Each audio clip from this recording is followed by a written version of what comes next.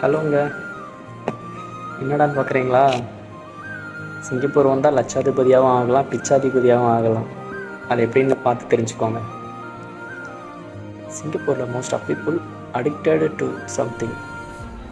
சில பேர் இதுக்கு அடிக்ட் ஆகியிருக்காங்க. இப்போ நம்ம எடுக்கிற 4D டோட்டோன்னு சொல்லுவாங்க.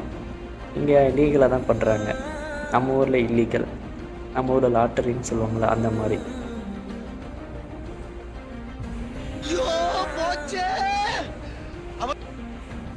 எடுங்க, மினிமம் ஒரு $10 எடுங்க. விழலையா விட்டுருங்க. நெக்ஸ்ட் டைம் 1 மந்த்க்கு அப்புறம் இல்லை 2 வீக் அப்புறம் ட்ரை பண்ணுங்கள்.